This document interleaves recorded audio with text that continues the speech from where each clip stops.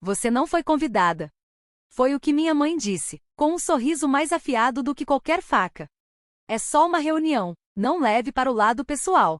Ela segurava o convite na mão bem cuidada, balançando-o como uma bandeira da vitória enquanto tomava um gole do seu chá.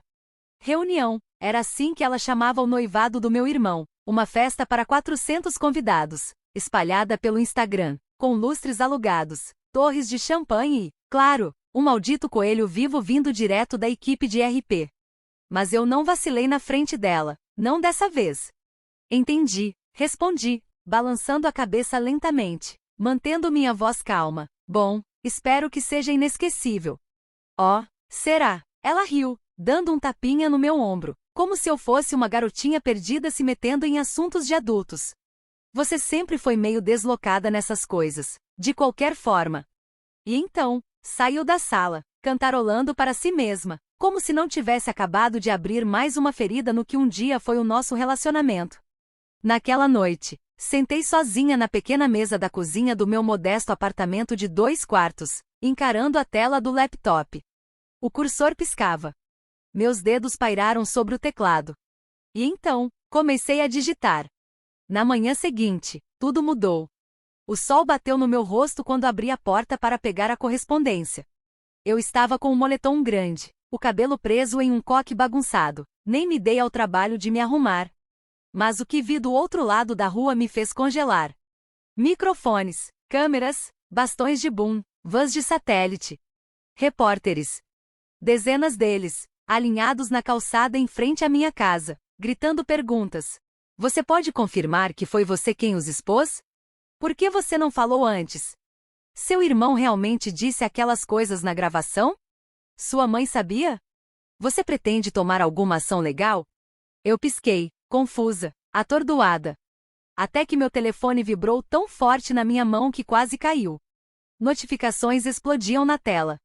Tendência. Descobri a verdade. Eu toquei em uma postagem e lá estava eu, capturada em um vídeo borrado do meu clipe de mídia social. As capturas de tela laterais de uma exposição anônima que eu tinha escrito sob um pseudônimo, agora amarrado a mim por detetives digitais. O título era O Sol Dourado e a Verdade Podre, o que o mundo não sabe sobre ele. O texto tinha se tornado viral.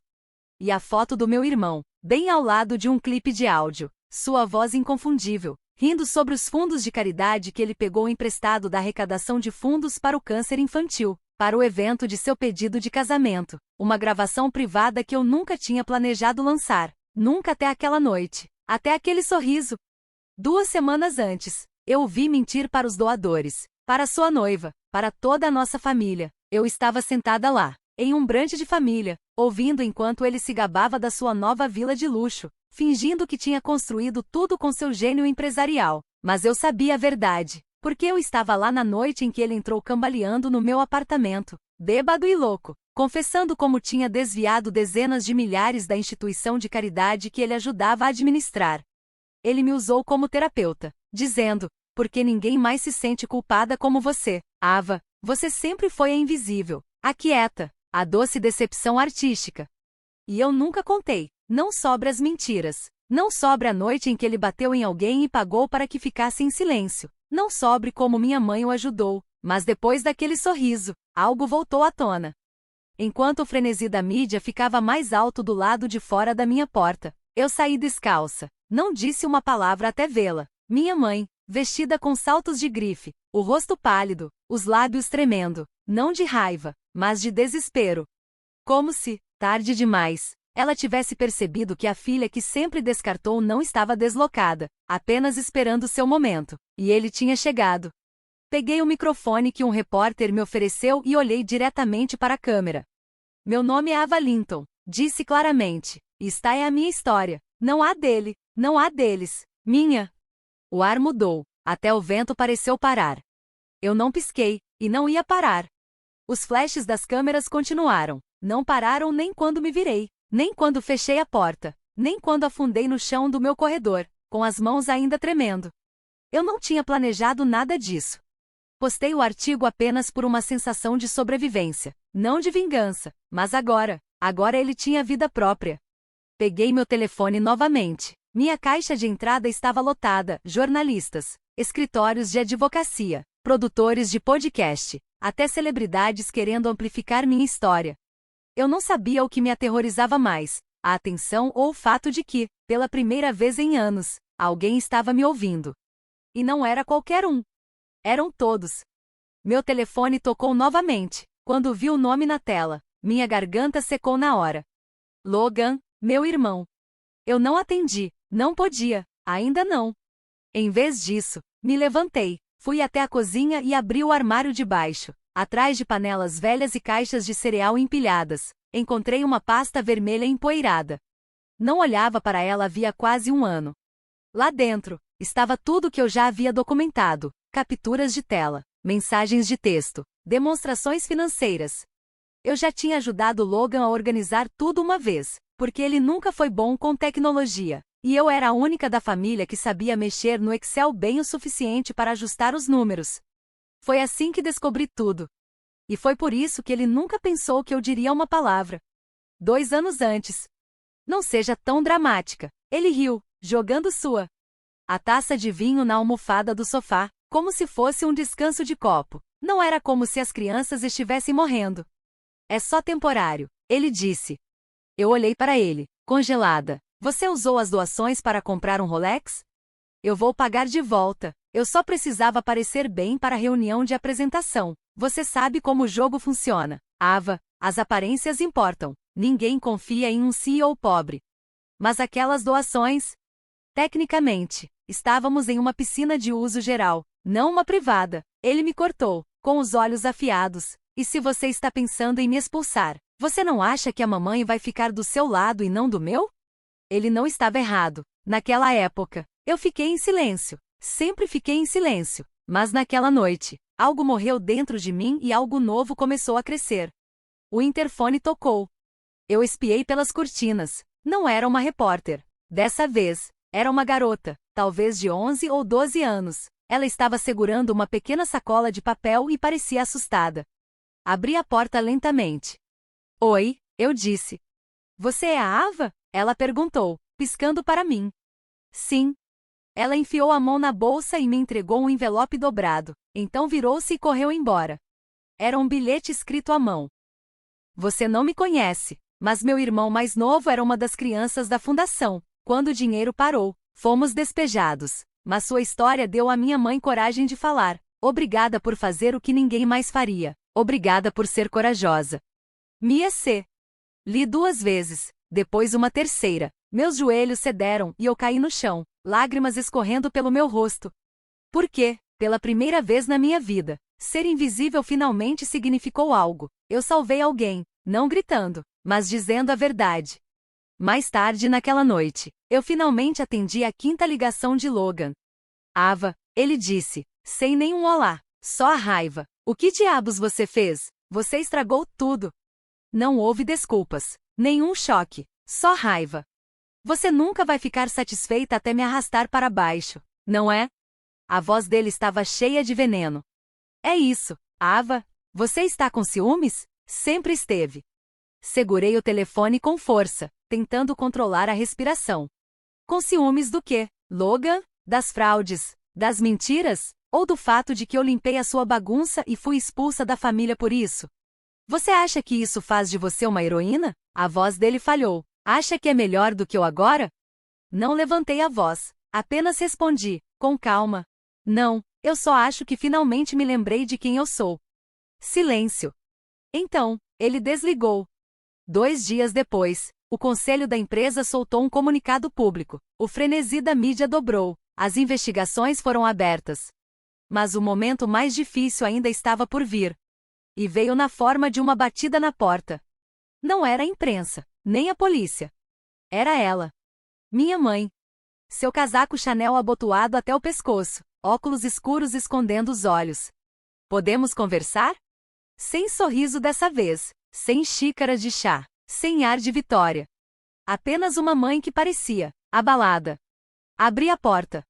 Ela entrou como se estivesse pisando na casa de uma estranha. Eu te criei melhor do que isso, começou. Sua voz era firme, mas frágil. Assuntos de família não são para o mundo. Você humilhou essa família. Eu não disse nada. Seu irmão está enfrentando acusações criminais. Seu pai teve que cancelar a viagem de aposentadoria. Nosso nome está em todo lugar. Esperei. Então, perguntei. Por que eu não recebi um convite? Mãe? Ela parou. Para a festa de noivado. Por que eu não fui convidada? Hesitou, piscou algumas vezes. Por quê? Você teria tornado tudo estranho. Você não é exatamente apresentável nesses eventos. Ava. Ali estava a verdade, a mesma de sempre. Olhei nos olhos dela. Você quer dizer que eu não sou controlável? É isso que você quis dizer, não é? Seus lábios se abriram, mas se fecharam logo depois. Naquele momento, senti algo inesperado. Pena. Porque a mulher que um dia teve tanto poder sobre mim, agora parecia quebrada. A confiança no olhar dela tinha sumido. Agora, minha mãe parecia alguém se agarrando desesperadamente a uma narrativa que não funcionava mais. Eu sinto muito que tenha chegado a esse ponto, eu disse, de verdade. Mas o que eu não sentia era arrependimento. Eu disse a verdade. Ela ficou em silêncio. Virou-se e saiu. Sem um adeus, sem nem olhar para trás. Na próxima vez que meu telefone tocou, achei que fosse mais imprensa. Mas a voz do outro lado não era de uma repórter. Era ela. Uma voz suave, familiar, nervosa. Oi, Ava. Parei. Quem é? É a Blair. Blair, a noiva do Logan. A mulher que eu nunca conheci de verdade. Aquela cujo rosto estava estampado em todas as revistas de casamento. A queridinha da América, com patrocínios escolhidos a dedo. Senti meu maxilar travar. Por que você está me ligando? Eu só. Podemos nos encontrar? Em algum lugar privado? Não respondi imediatamente. A voz dela não parecia a de alguém defendendo Logan. Soava diferente. Pesada. Como alguém carregando uma verdade que nunca quis admitir. Então, eu concordei. Nos encontramos em um café discreto no lado leste, longe dos repórteres e dos olhares curiosos. Blair entrou vestindo um moletom e óculos escuros. Como se ela fosse a fugitiva. Não a noiva de um homem que enganou metade do estado. Ela se sentou, nem tentou forçar um sorriso. Eu preciso te contar uma coisa, disse de imediato. Continue. Blair enfiou a mão na bolsa e tirou um pendrive. Eu sei o que ele fez. Minha respiração travou. Eu tenho provas, e é pior do que você imagina. Meu coração parou. Ela se inclinou na mesa, abaixando a voz para quase um sussurro. Ele não roubou o dinheiro, ele moveu para várias contas fantasma, no seu nome. Pisquei, confusa. O quê? É por isso que você não foi convidada para o noivado, porque sua mãe te afastou. Minha cabeça começou a girar. Eles estavam construindo um caminho para que, se a verdade viesse à tona, ela engoliu em seco. Você fosse a culpada. Meu estômago revirou. Quando cheguei em casa, abri a pasta que ela me entregou. Protegida por senha. Na capa, um nome, cofre da verdade. Dentro, planilhas. Números de contas. E a prova de que meu irmão tinha planejado tudo. Memorandos internos me mostravam tudo, como líder do projeto de empresas falsas. A assinatura digital estava nos documentos. Meu nome, meus e-mails, até faturas alteradas, tudo me ligando diretamente aos crimes do Logan. Ele me incriminou o tempo todo. A raiva não veio de uma vez. Foi uma dor lenta, como estar muito perto de uma fogueira e não perceber que sua pele está queimando até que seja tarde demais. Naquela noite, eu mal consegui dormir. Fiquei olhando para o teto, lembrando de cada pequeno favor que Logan me pediu, cada arquivo que ele me pediu para atualizar, cada assinatura que eu pensei ser uma formalidade. Mas nunca foi simples. Eu era apenas uma apólice de seguro para ele, a irmã tranquila, a artista, o bode expiatório. Ele usou minha confiança. Eu deveria ter desabado, chorado, gritado, mas não fiz. Em vez disso, levantei, abri meu laptop e comecei a escrever. Só que dessa vez, não foi de forma anônima.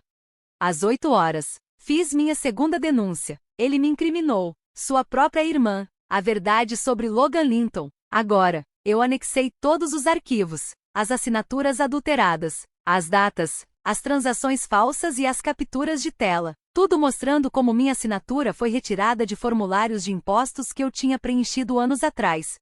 Era claro que ele tinha planejado tudo, até a reunião, até o momento em que anunciariam o noivado, enquanto silenciosamente me apagava da árvore genealógica, bem a tempo de deixar o machado cair sobre mim. Ao meio-dia, a história estava nas manchetes nacionais, e logo depois, uma investigação federal foi aberta. Os doadores retiraram o apoio, os patrocinadores o abandonaram da noite para o dia. E a reviravolta mais inesperada, Blair, ela veio ao público, chorando em uma entrevista nacional, expôs não só a fraude de Logan, mas também algo que eu sabia, ele a ameaçou. Ameaçou expor segredos sobre a família dela, sobre o status de imigração dela, ele faria qualquer coisa para mantê-la em silêncio, mas ela falou, disse tudo. E quando terminou, finalizou com uma frase que nunca esquecerei. Eu queria ter conhecido a Ava primeiro, porque ela não apenas sobreviveu à sua família, ela os enfrentou. Ela é a pessoa mais corajosa que conheço. Eu deveria ter me sentido vingada, deveria ter sorrido, mas, na verdade, me senti vazia, porque a justiça nem sempre vem com fogos de artifício. Às vezes, só sobra o silêncio. E nesse silêncio, a gente fica sozinha com as lembranças do que poderia ter sido. O irmão que achei que tinha. A mãe que eu queria. A família que eu perdi. Mas o que ganhei? Eu mesma. E isso era algo que ninguém poderia falsificar. A campainha tocou de novo. Por um segundo, pensei que fosse o FBI, mas quando abri a porta, vi uma mulher de meia idade, com olhos gentis, segurando uma pilha de livros. Você é a Ava? Ela perguntou. Sou, sim. Ela sorriu e continuou. Eu administro um abrigo para meninas. A gente ajuda adolescentes a saírem de lares abusivos, e temos lido sua história todos os dias. Essas meninas acham que você é um super-herói. Ela me entregou os livros. Cada um tinha uma notinha, escrita com lápis de cera, pequenos corações desenhados no canto.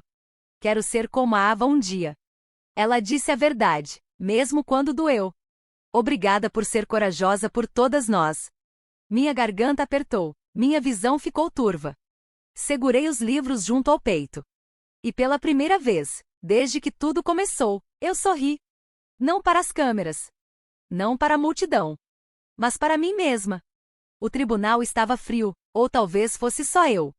Sentei sozinha, 2 fileiras atrás da mesa da promotoria, sem família, sem amigos, só eu. Logan estava à frente, cercado por 2 advogados caros. Ele já não parecia o garoto de ouro. Seu cabelo estava desgrenhado, o terno amarrotado. Ele parecia menor, apagado. Como se o brilho tivesse sido esfregado, deixando apenas ferrugem por baixo. As acusações estavam empilhadas, uma por uma: fraude eletrônica, fraude de caridade, sonegação fiscal, conspiração, roubo de identidade. Cada palavra era como um tijolo caindo sobre mim. Mas só quando mencionaram meu nome como evidência meu estômago revirou. Avalon, a irmã, foi originalmente escolhida para ser a culpada na atividade fraudulenta. O júri se virou para mim enquanto a promotoria apresentava o caso. E tudo que eu conseguia pensar era: então é isso que significa ser ouvida. Fora do tribunal, a multidão era enorme. Manifestantes, repórteres, advogados. Alguns seguravam cartazes. Acreditem nela. Estamos com você, Ava. Nunca pensei que me tornaria um símbolo. Mas eu não queria fama. Eu queria liberdade. Na noite antes da sentença, recebi uma ligação de um número desconhecido. Atendi sem pensar. Alô? Era ele, Logan. Preso, sem direito à fiança, esperando a sentença. Sua voz estava rouca. Por que você fez isso? Perguntei. Não com raiva, apenas queria saber a verdade. Houve um longo silêncio. Então, ele sussurrou. Porque eu não achei que você fosse lutar de volta. Era isso, toda a verdade. Ele nunca me viu como fraca. Ele me viu como silenciosa. E isso era ainda pior. Na manhã seguinte, a voz do juiz ecoou pelo tribunal. Senhor Linton, você está condenado a 16 anos de prisão federal. Suspiros, cliques de câmeras. Mãos cobrindo bocas chocadas. Mas eu não tremi. Porque naquele momento, não era mais sobre vingança. Era sobre libertação. Depois, o grupo de bate-papo da família, que eu não via há anos, acendeu. Não com desculpas. Apenas silêncio. exceto por uma mensagem. Vovó Linton. Eu sabia que você era forte. Estou orgulhosa de você, querida. Continue brilhando. Girassol. Eu chorei quando li. Porque às vezes, uma única voz de gentileza fala mais alto que 100 vozes de vergonha. 2 meses depois, minha vida não mudou magicamente. Ainda morava no meu modesto apartamento. Ainda via meu nome estampado em manchetes. Mas isso me mudou. Comecei a ser voluntária 2 vezes por semana no mesmo abrigo que me procurou. Eu dava aulas de arteterapia para meninas que ficaram em silêncio a vida inteira, meninas que me lembravam de mim mesma. Um dia, entrei e encontrei um mural pintado na parede. Uma dúzia de meninas tinha trabalhado nele. Era uma fênix ressurgindo das chamas. Embaixo, com uma caligrafia bagunçada, dizia: ela não queimou, ela Rose.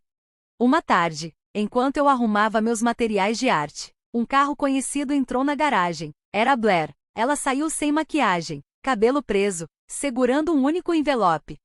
E ela disse, sem fôlego: isso chegou pelo correio para mim, mas era para você. Abri com cuidado. Dentro, havia um cheque de 250.000 dólares de um escritório de advocacia. Parece que uma ação coletiva contra a instituição de caridade de Logan tinha ganho um acordo, e eu recebi uma parte como denunciante. Olhei para o papel, incrédula. Blair sorriu. O que você vai fazer? Ela perguntou. Olhei para as meninas no pátio do abrigo. Algo bom. Eu sussurrei. Algo real. 6 meses depois, minha casa não era mais apenas uma casa.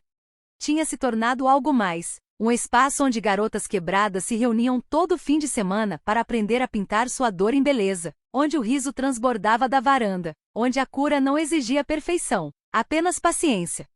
Eu o chamei de Projeto Pássaro de Fogo, um centro de terapia artística e contação de histórias para garotas de lares fragmentados, garotas que foram silenciadas, menosprezadas, esquecidas, assim como eu já fui um dia. Uma garota chamada Serenity entrou. Tinha 14 anos, estava assustada e não fazia contato visual. Ela não falava muito na primeira semana, mas eu vi a maneira como sua mão agarrava o lápis quando ela desenhava, como se estivesse segurando algo invisível. Então, no terceiro sábado, ela silenciosamente me entregou um esboço. Era de uma garota de pé, sozinha, mas intacta, e por baixo. Ela escreveu: ela se parece com você. Naquela noite, sentei na minha varanda, observando o sol tingir o céu de laranja.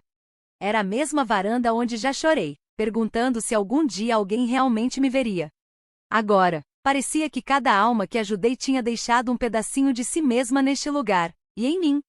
Eu não era mais invisível, eu era um farol.